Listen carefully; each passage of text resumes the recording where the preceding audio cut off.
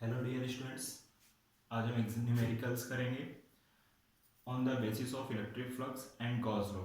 ठीक है, आपके सामने एग्जांपल नंबर फर्स्ट है, फाइंड इलेक्ट्रिक फ्लक्स।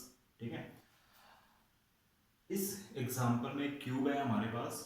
उस क्यूब को हमने, आप नोटिस करोगे, एक्स एक्सिस पे रखा हुआ है। ठीक है, और इस क्यूब में से इलेक्ट्रिक फील्ड है जो कि E equal to E naught X square, वो एक्स एक्सिस के पैरेलल फ्लो हो रही है। ठीक है, जिसकी वजह से यहाँ पर जो इलेक्ट्रिक लाइंस एंटर हुई है उसकी वजह से मिलने वाला जो फ्लक्स है, इलेक्ट्रिक फ्लक्स, वो फाइव आई एन है और यह फाइव आउट है। क्लियर है? तो इस केस में हमें क्या फाइंड आउट करना है? Net electric flux. क्या फाइंड आउट करना है? Net electric flux. क्लियर? तो सबसे पहले बात देखो, इस केस का जो एरिया वेक्टर होगा, इस केस का जो एरिया वेक्टर होगा उसकी डायरेक्शन ये होने वाली है, परपेंडिकुलर टू द सरफेस। ये वाली जो सरफेस है पीछे वाली, यानी अगर मैं इसको सरफेस नंबर 1 कहता हूँ, इसको सरफेस नंबर 2 कहता हूँ, तो सरफेस 1 का एरिया वेक्टर क्या होगा? वो इस तरफ होगा। क्लियर है? Perpendicular to the surface. Clear? तो नेट इलेक्ट्रिक फ्लक्स होगा आपका phi net equal to phi in plus phi out.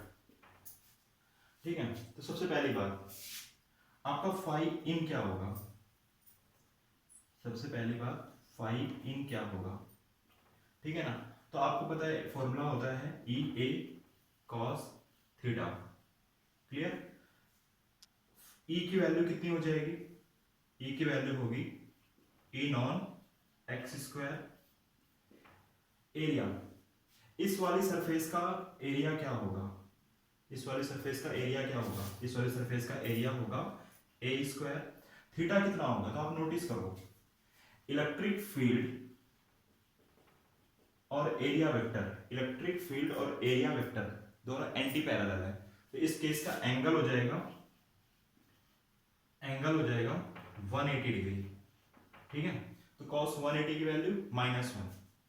ठीक, तो यहां पर आएगा ई नॉन एक्स स्क्वायर ए स्क्वायर इंटू -1। एक्स की जगह पर क्या रखेंगे? तो देखो आप ध्यान से, ये वाली जो सरफेस है, ये वाली सरफेस ओरिजिन से कितने डिस्टेंस पर है? 2a। ये वाली सरफेस ओरिजिन से 2a डिस्टेंस पर है, तो x की जगह पर हम क्या पुट अप कर देंगे? x की जगह पर हम रखेंगे 2a। एंगल आपको बता दिया था मैंने, 180 डिग्री होगी, और cos 180 की जो वैल्यू होती है वो -1 होती है। तो x के प्लेस पर आप 2a रखोगे तो क्या हो जाएगा? ई नॉन 2a का स्क्वायर हो जाएगा 4a square multiply a square -1।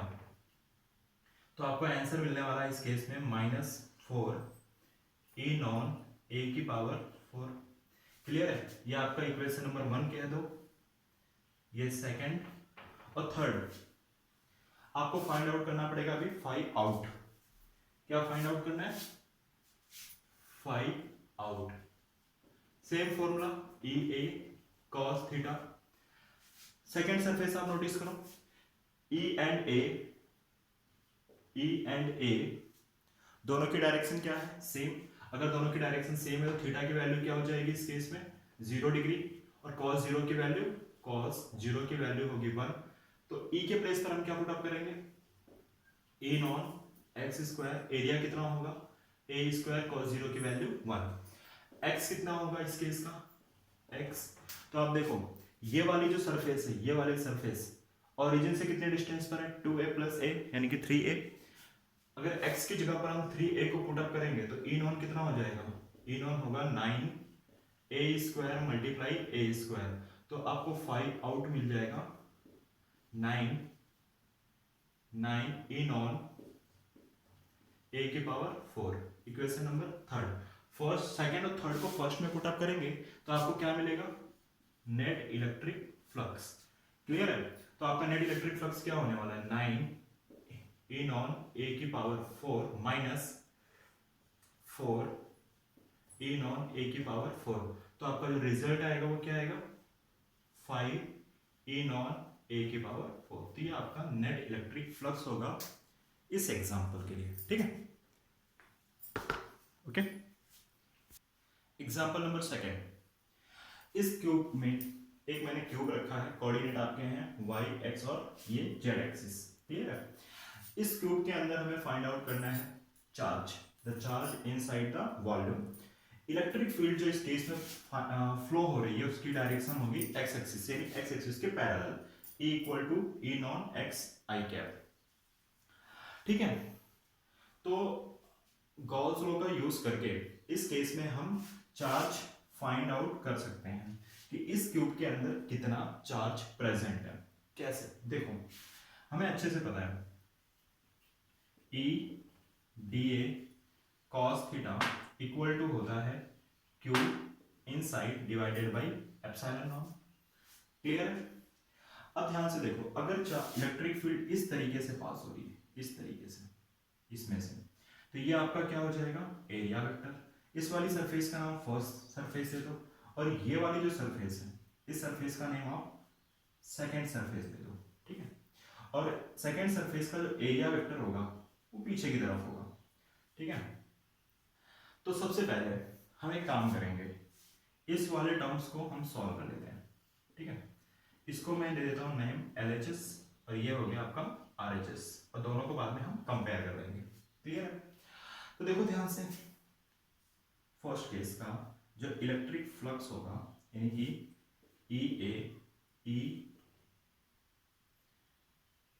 EA cos theta, first के लिए सॉरी ऐसे लिखते हैं phi1 प्लस phi2। phi1 की वैल्यू क्या होगी? EA cos theta, sorry cos 0 लिख देते हैं डायरेक्टली, थोड़ा इजी रहेगा, क्योंकि ये दोनों पैरेलल है, दोनों के बीच का एंगल क्या होगा? 0 cos 0। यहां पर मैंने पुट अप किया।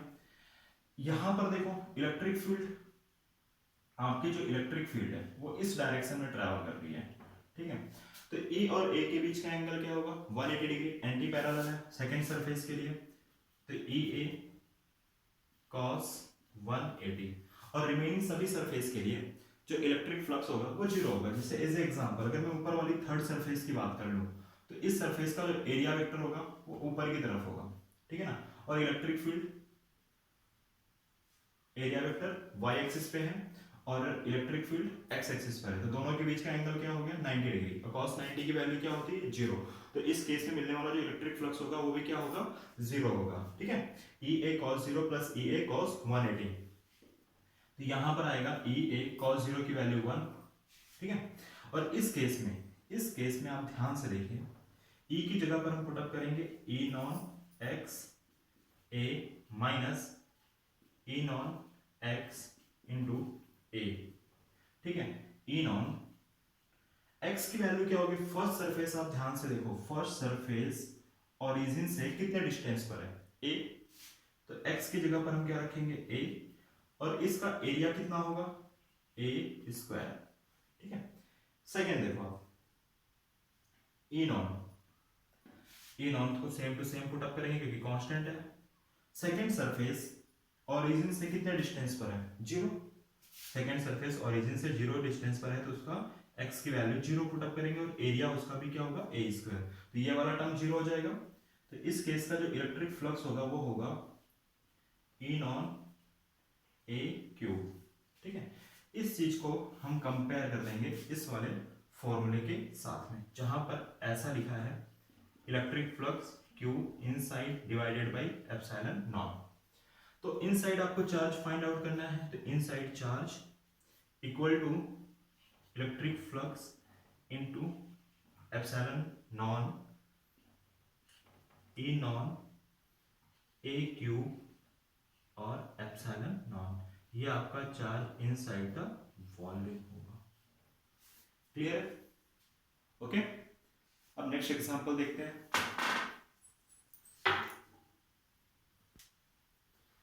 Next example, electric flux through a surface of area 100 metre square lying in the XY plane.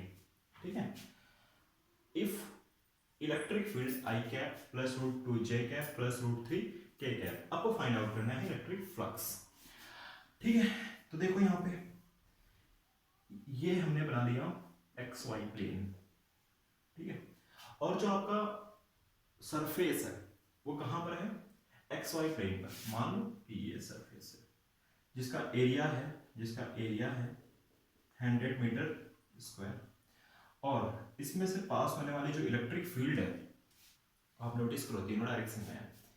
I cap मतलब एक्स एक्सिस, जे कैप मतलब वाई एक्सिस और के कैप मतलब जेड एक्सिस। अब नोटिस करने वाली बात ये है कि इस केस का जो इलेक्ट्रिक फ्लक्स होगा वो क्या होगा। इजी है, सिंपल है फॉर्मूला। देखो E X A X E Y A Y E Z A Z. ठीक है, प्रॉब्लम क्या है, देखो यहाँ पे अगर ये वाला प्लेन अगर x और y एक्सिस पर मैंने पुटअप किया है तो इसका एरिया वेक्टर कौन से डायरेक्शन में होगा, इसका एरिया वेक्टर z डायरेक्शन में होगा।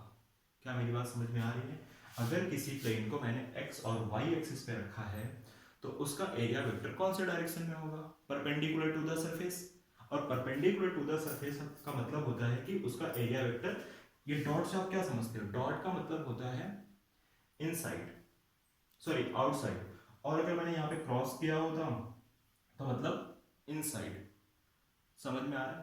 तो आपको ये समझना है कि area vector is always perpendicular to the surface. ठीक है, तो इस केस में जो एरिया वेक्टर होगा वो प्लेन के बाहर जा रहा होगा या प्लेन के अंदर जा रहा होगा, जो कि एक्सिस होगी जेड एक्सिस। ठीक है, तो आपका जो एरिया वेक्टर होगा इस केस में ए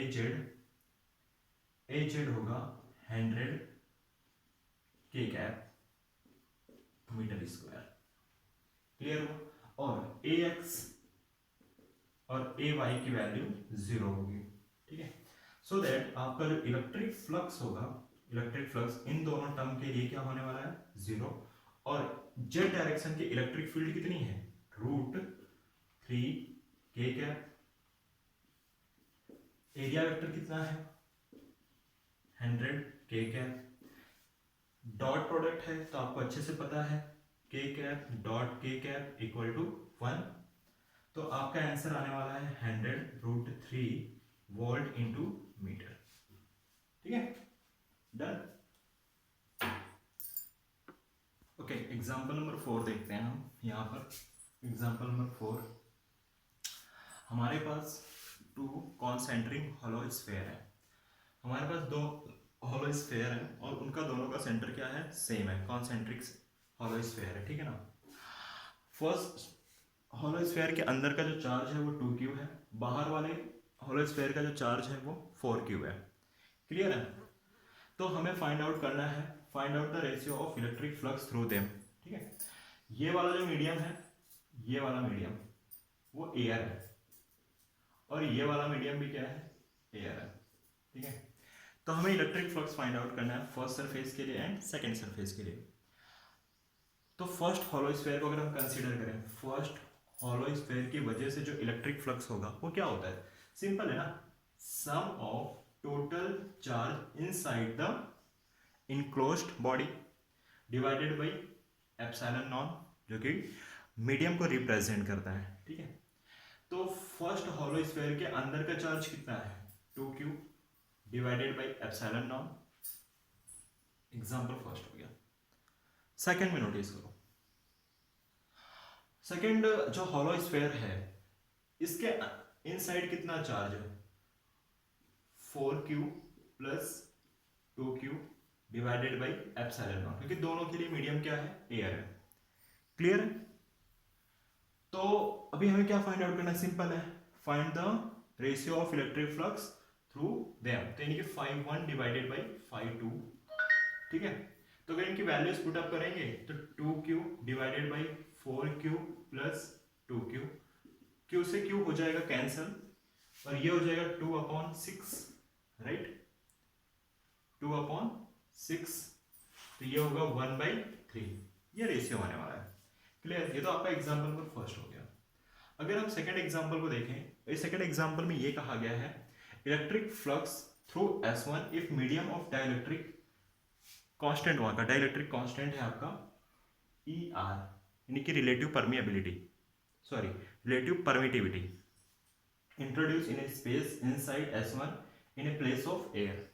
यानी अगर यहाँ पे हम एयर को रिप्लेस करके किसी और दूसरे मीडियम के साथ अगर यहाँ पर हमने मीडियम चेंज कर दिया, ये वाला मीडियम हमने चेंज कर दिया, जिसका डाइलेक्ट्रिक कांस्टेंट कितना है, एप्सिलॉन आर। क्लियर है?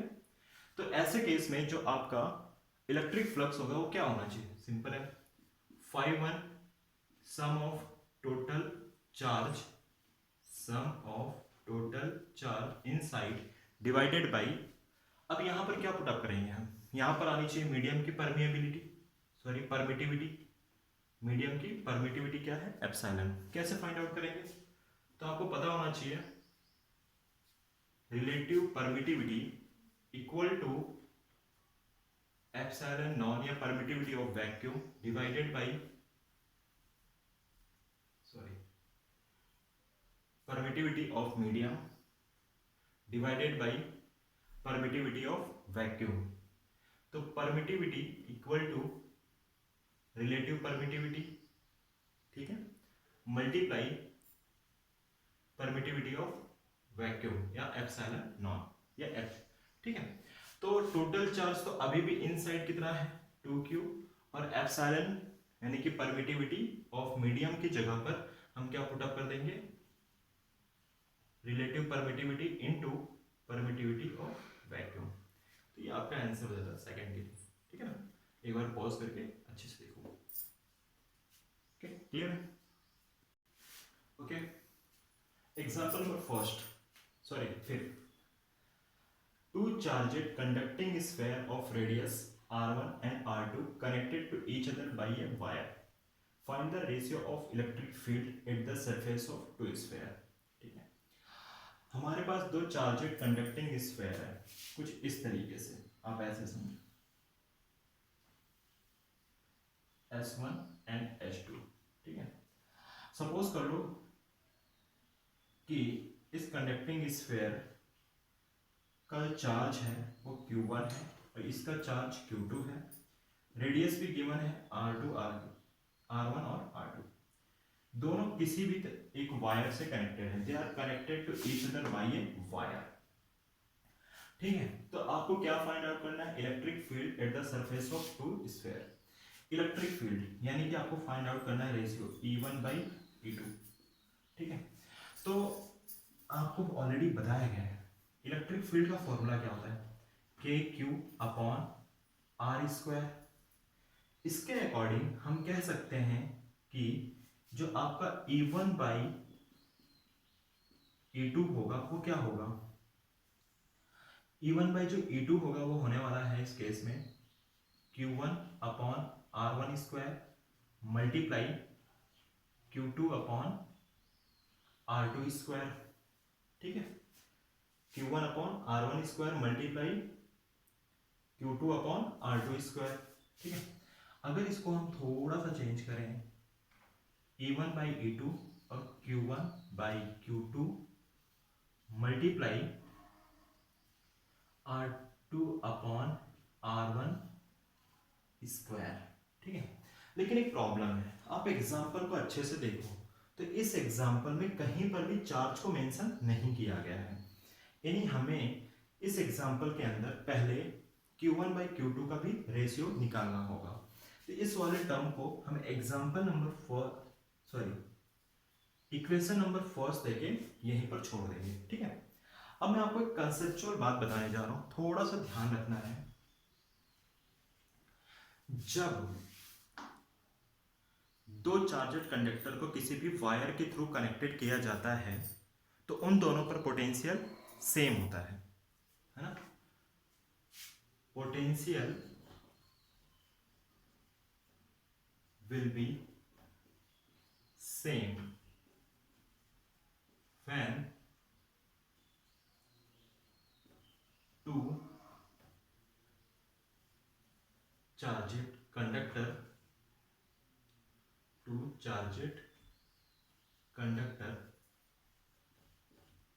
are connected by a wire। जब दो कंडक्टिंग बॉडी को हम किसी भी वायर के थ्रू कनेक्टेड करते हैं तो उन पर क्या होता है, पोटेंशियल डिस्ट्रीब्यूशन स्टार्ट हो जाता है, ठीक है। और पोटेंशियल डिस्ट्रीब्यूशन कब तक होता है, जब तक कि दोनों ही स्फीयर पे पोटेंशियल क्या ना हो जाए, सेम। तो हम ऐसे भी कह सकते हैं कि इन दोनों स्फीयर के ऊपर का जो पोटेंशियल V1 एंड V2 है वो क्या है, सेम।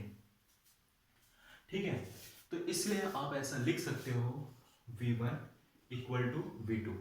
और पोटेंशियल का फॉर्मूला क्या होता है, K Q upon R equal to K Q1 upon R1 Q2 upon R2।